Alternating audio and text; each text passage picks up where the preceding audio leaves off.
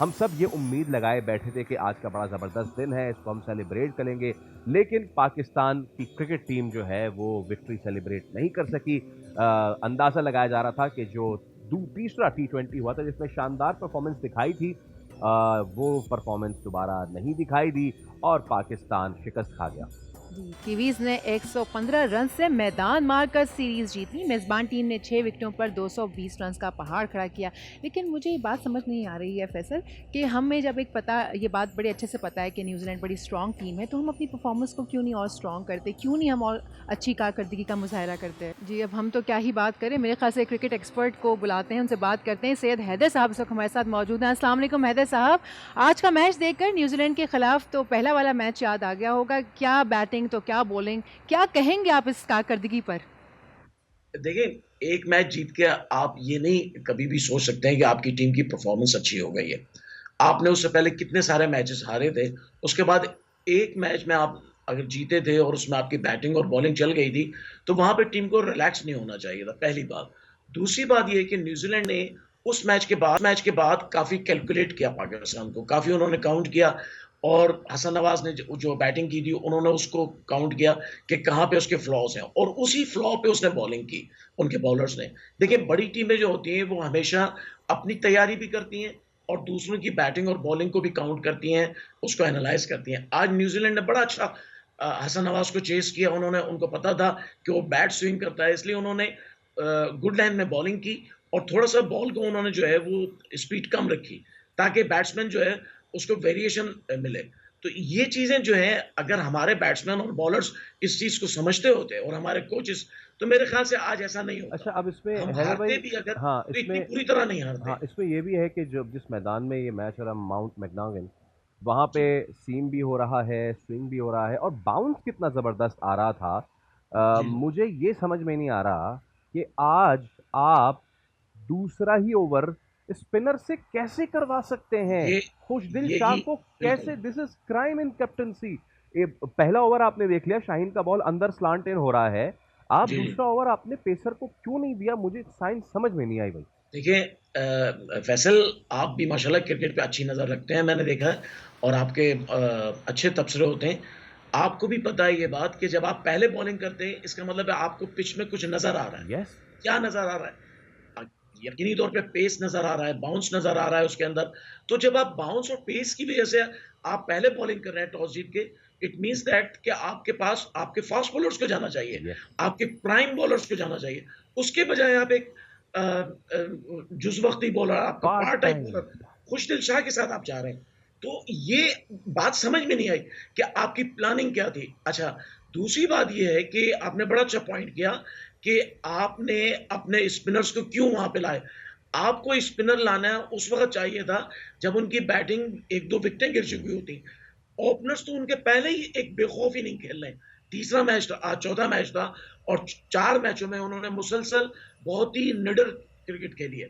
तो स्पिनर्स के खिलाफ तो वो चलते ही नहीं है वैसे भी। जी। स्पिनर्स उनके खिलाफ नहीं चलते हैं।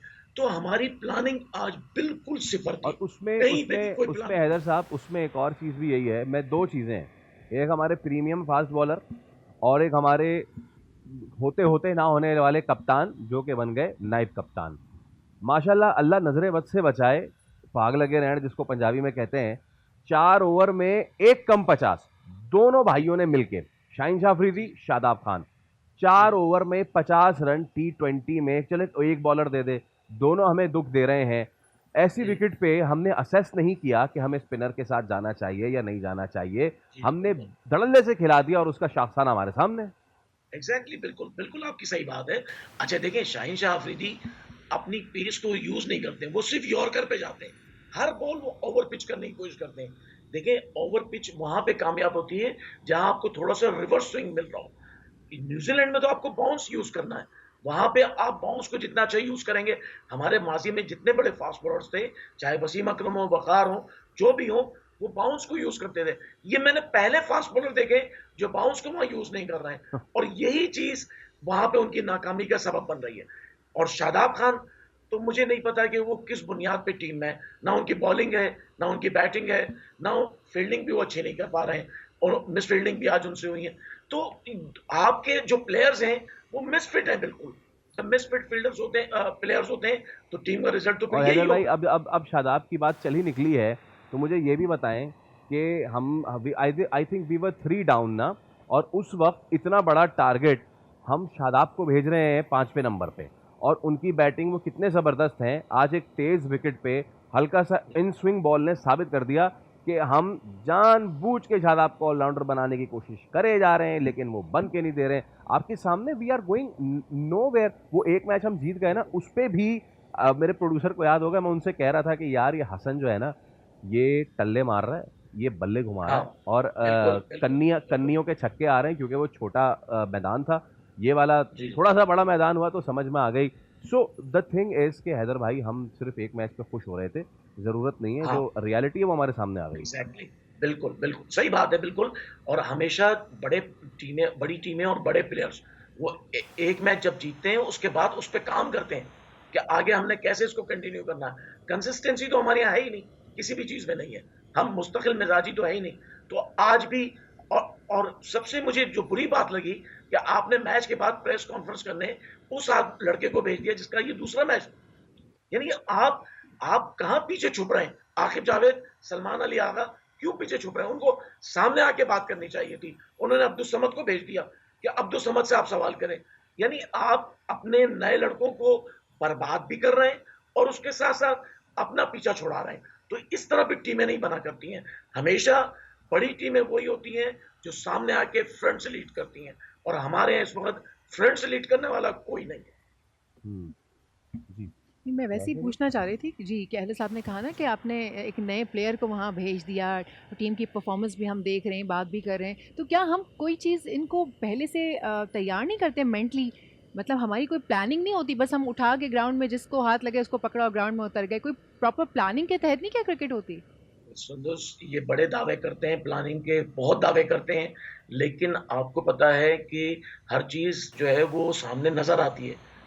ये प्लानिंग इनकी कुछ नहीं है। इनकी प्लानिंग आज सिर्फ ये थी कि चौथे ओवर में रोजा खोलना है। उसको इतना उन्होंने एक्सपोज किया था, इतना एक्सपोज किया था, कमेंटेटर भी, कैमरामैन भी, सब वही दिखा रहे थे।